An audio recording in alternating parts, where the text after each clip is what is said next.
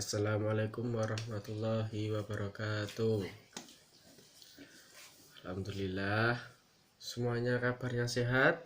Sehat semua ya, alhamdulillah. Pada masuk semua ya, tidak ada yang absen. Oke.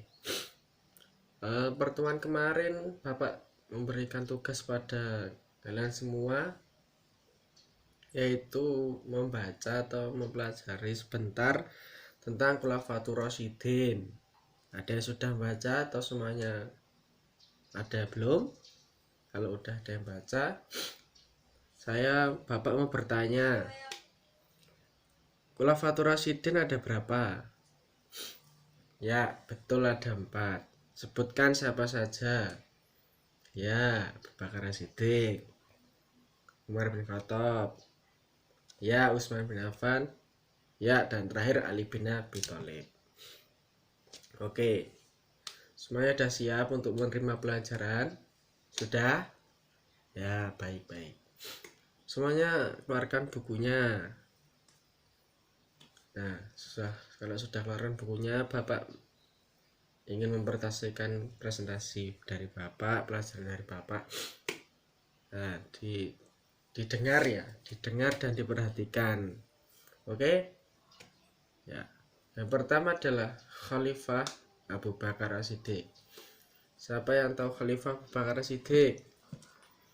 Nah, Khalifah Abu Bakar As-Siddiq dilahirkan 2 tahun setelah tahun gajah, yang bertepatan dengan tahun kelahiran Rasulullah. Nama aslinya adalah Abu Bakar Abdullah bin Qufaha bin Murrah bin Ka'ab bin Lu'ay bin Ghalib dan bin Fihr. Nah, di sini kita tahu bahwa Abu Bakar itu mendapatkan julukan As-Siddiq. Ayo, As-Siddiq itu artinya apa? Jujur. Nah,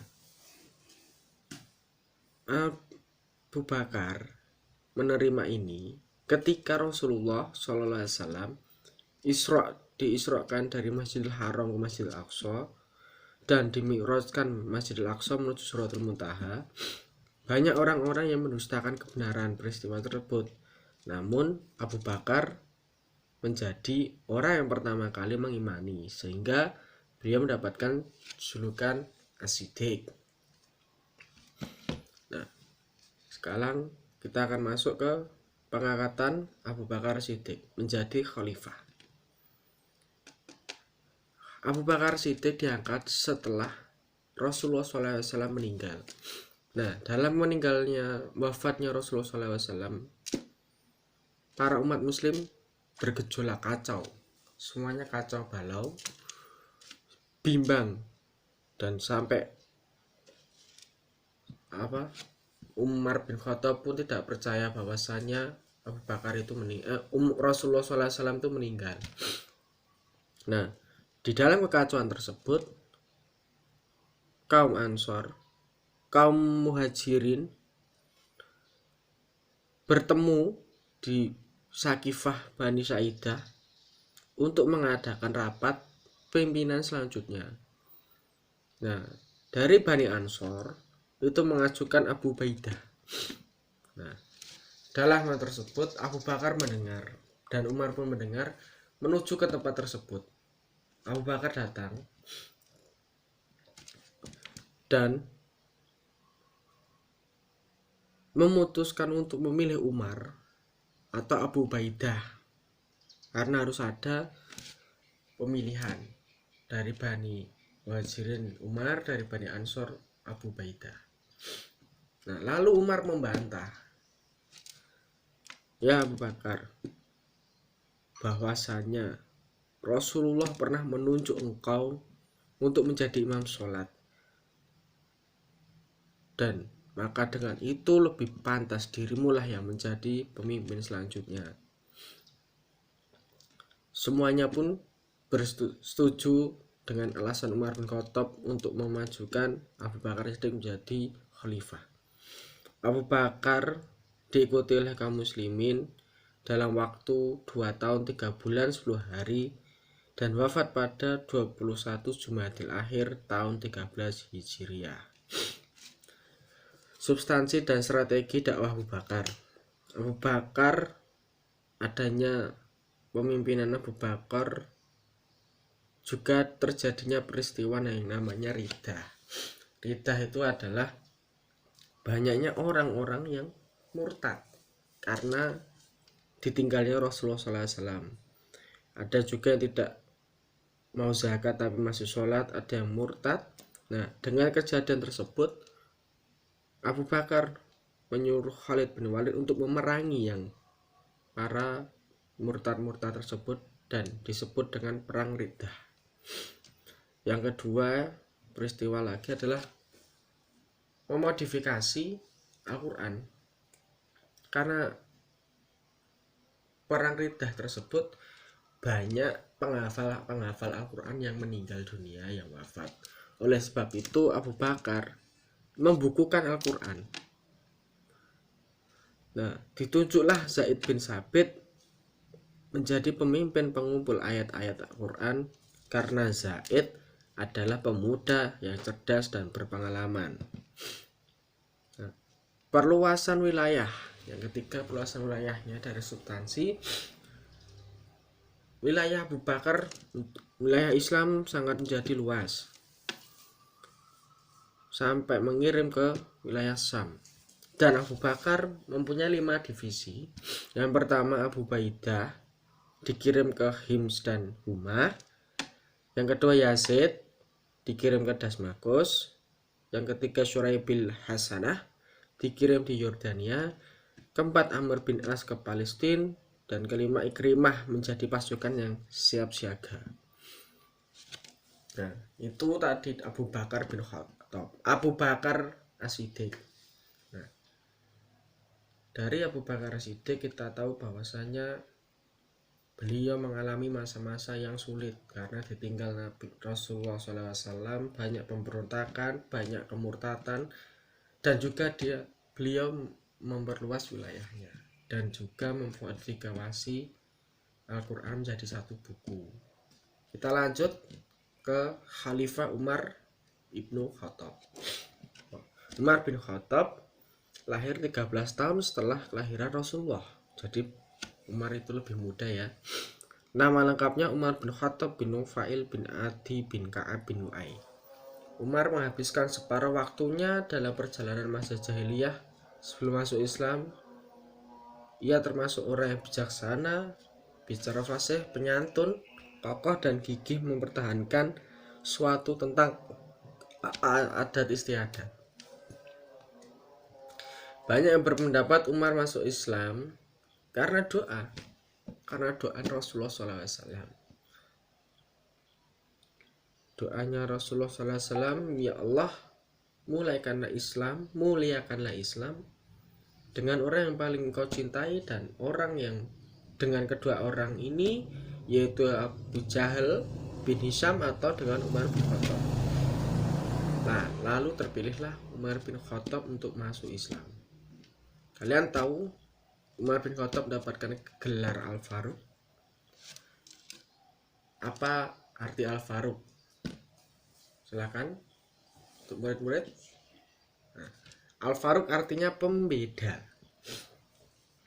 Al-Faruq diberikan pada Umar tatkala orang Quraisy melihat Umar dan Hamzah memimpin barisan kaum muslimin. Mereka terlihat sangat bersedih dan terpukul kesedihan yang belum mereka alami oleh kaum Quraisy. Itu sangat pembeda. Dulu kaum Quraisy senang berjaya, lalu dengan adanya Umar masuk Islam, perubahan sangat drastis.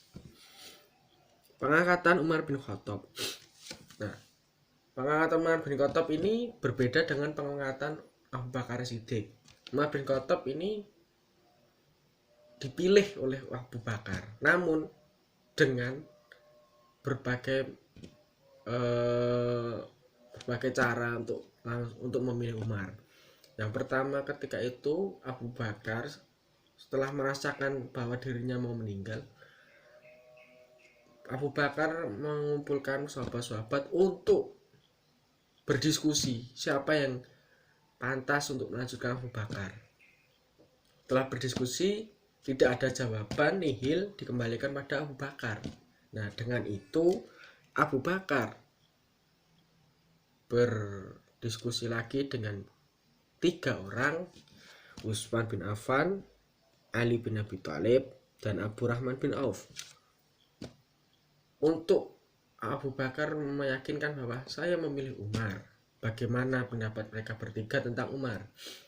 Hasil pendapat mereka pantas untuk Umar menjadi pemimpin. Akhirnya Abu Bakar menyuruh Utsman bin Affan dan Abdurrahman bin Auf untuk menyampaikan kepada masyarakat muslimin bahwasannya aku, Abu Bakar, telah memilih Umar bin Khattab untuk menjadi pemimpin kalian, dan dengarkanlah, taatilah bahwasanya Umar menjadi pemimpin. Dengan itu Umar bin Khattab memegang kekuasaan pada hari Selasa 22 Jumadil Tsani tahun 13 Hijriah, dan beliau memimpin dalam waktu 10 tahun 6 bulan 10 hari. Nah, substansi dan strategi dakwah Umar bin Khattab.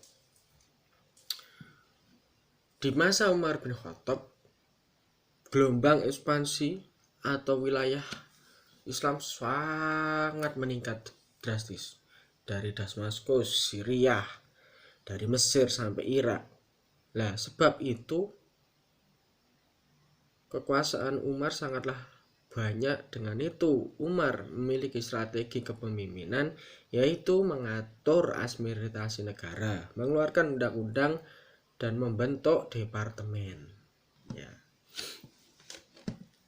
Dari Umar bin Khattab kita tahu bahwasanya Umar bin Khattab meneruskan perjuangan Abu Bakar yang sudah ada tujuan-tujuan, lalu Umar menyebarkan, meluaskan tujuan tersebut, sehingga wilayah Islam menjadi, di masa itu wilayah Islam jaya-jayanya, di masa itu Islam jaya di masa sahabat, yaitu sampai wilayahnya luas.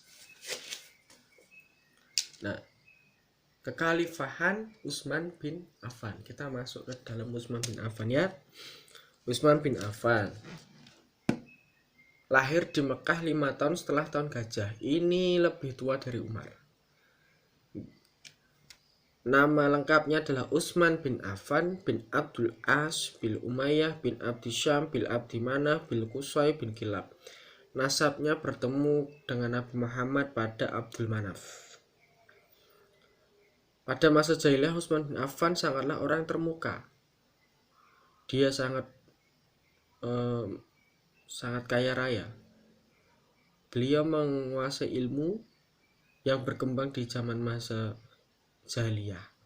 Nah, Utsman ini dengan Abu Bakar yaitu sama-sama adalah menjadi as-sabiqul awalin, yaitu adalah yang pertama kali, orang-orang yang pertama kali masuk Islam. Nah, Utsman bin Affan ini mendapatkan julukan Zuronain, artinya 2 cahaya. Nah, 2 pemilik cahaya ini kenapa kok dinamakan Zuronain? Itu karena Utsman dinikahkan Rasulullah dengan 2 putrinya sekaligus. Yang pertama adalah Ruqayyah dan yang kedua adalah Ummu Kulsum. Kenapa kok bisa 2? Ada yang tahu? Nah, di sini bisa 2, yang penting Ruqayyah itu dinikahkan dulu oleh Rasulullah SAW dengan Utsman ketika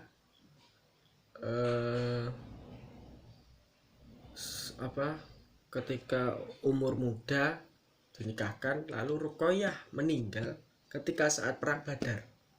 Nah, di situ Utsman tidak mengikuti perang tersebut.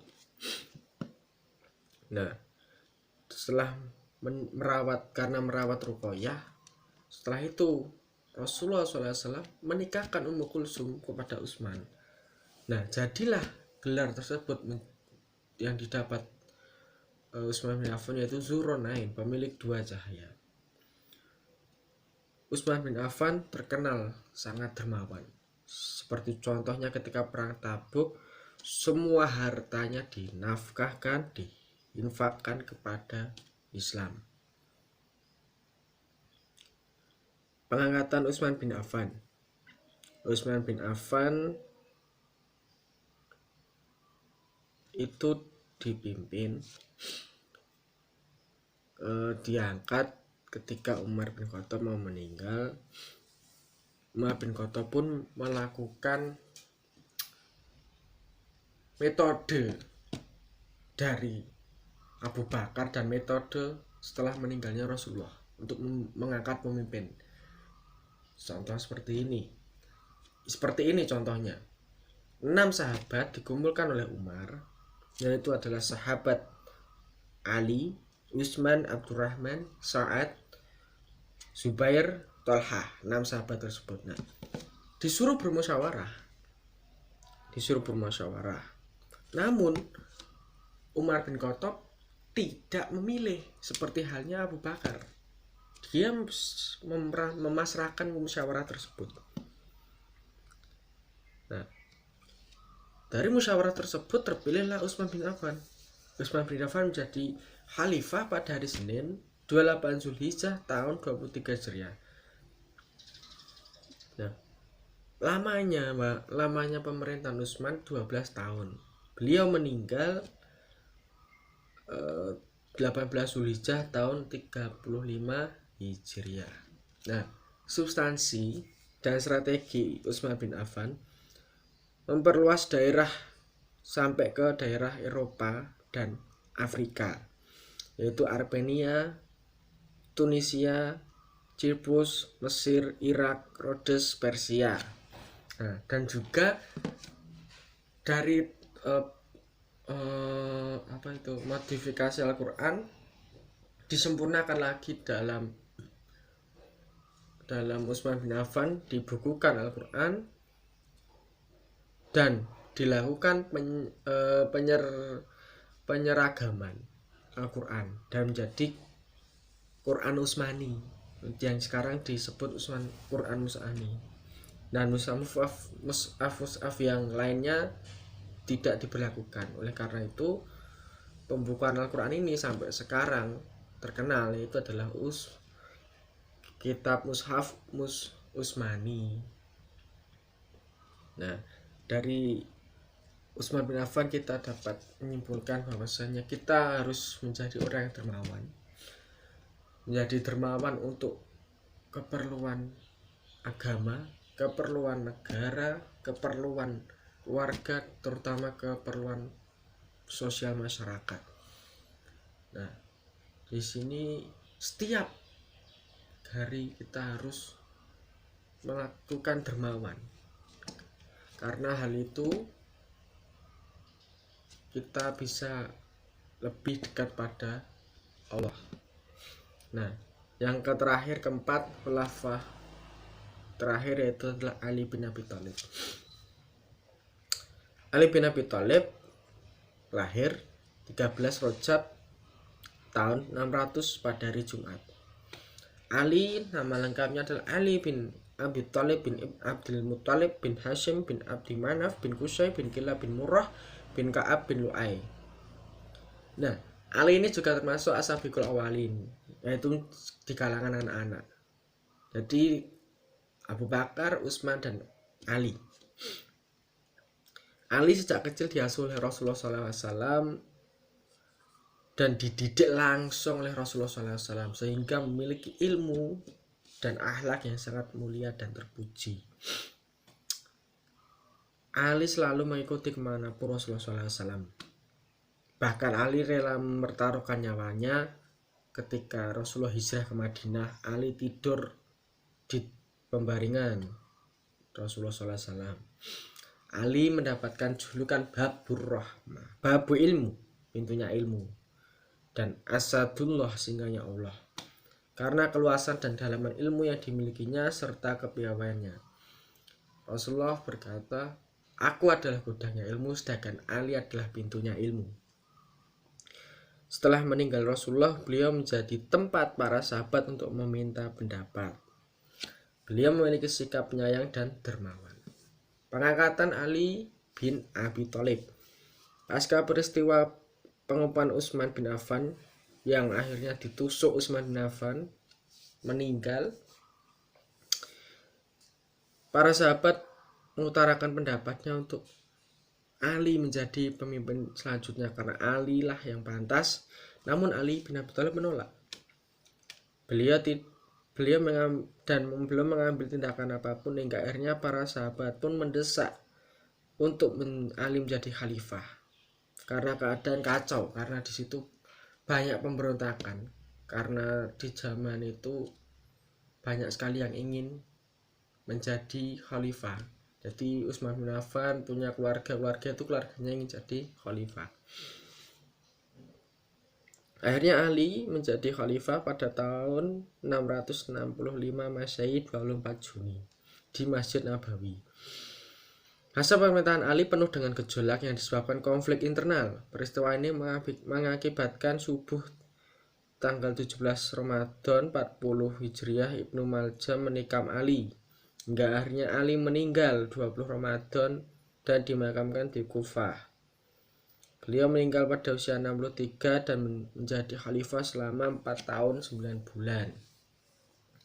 Substansi strategi Ali adalah, nah ini alasan kenapa internal, karena terjadi masalah internal, yaitu adalah Ali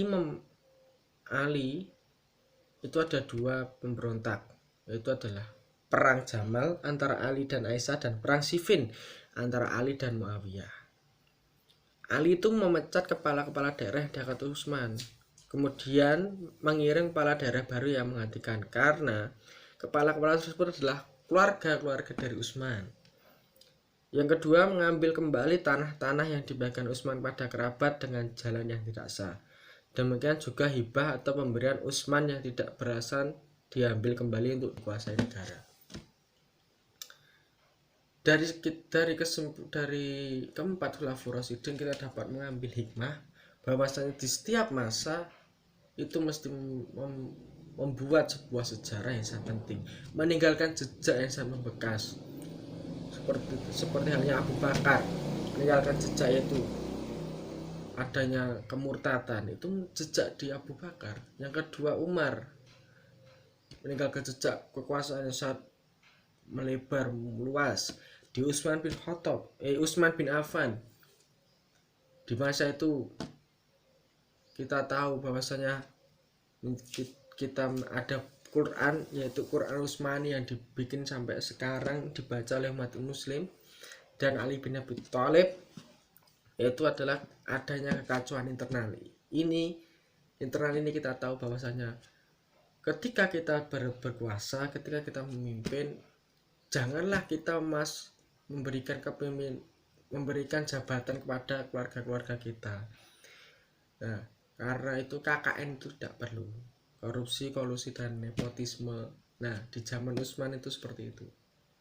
Nah, oleh karena itu terdampaknya ke Ali, dan Ali memberantas itu semua, dan akhirnya Ali bin Abi Thalib meninggal, dibunuh. Nah, kita tahu bahwa semuanya para sahabat ini adalah orang-orang yang mulia, orang-orang yang sangat alim, sangat soleh, dan kita bisa meniru dari keempat tersebut. Pilih salah satu untuk menjadi teladan kita, untuk menjadi patokan. Oh, kita seperti contohnya murid-murid semua ini, ada yang memiliki sifat seperti Umar, atau sifat seperti Ali, seperti Utsman, atau seperti Abu Bakar. Kita harus meneladani sifat-sifat para sahabat, karena kita kalau belum bisa meneladani sifat-sifat Rasulullah SAW, teladani sifat-sifat sahabat. Jadi Rasulullah baru sahabat, seperti itu. Ada yang dipertanyakan? Ya, tidak ada, karena saya tahu, karena tidak ada. Nah, di sini saya sudah menyiapkan soal untuk kalian semua. Nah, soal ini dikerjakan dan dikumpulkan setelah jam pelajaran ini habis. Jadi ketika jam ini habis langsung dikumpulkan. Oke. Soal yang pertama, soalnya ada 10 soal. Apa yang kalian ketahui tentang Khulafaur Rasyidin? Jelaskan pendapat kalian. Yang kedua, bagaimana proses pemilihan Abu Bakar As-Siddiq? Jelaskan pendapatmu. Yang ketiga, seperti apakah sosok Khalifah Abu Bakar As-Siddiq menurut kalian, baik kepribadian maupun prestasi-prestasi, dan kemukakan pendapatmu. Ya, yang keempat, apa ibrah yang bisa kalian ambil dari masa pemerintahan Khalifah Abu Bakar As-Siddiq? Ibrah itu hikmah. Yang kelima, kemukakan substansi dan strategi dakwah dari Khalifah Abu Bakar dan Umar bin Khattab. Apakah kesamaan di antara keduanya?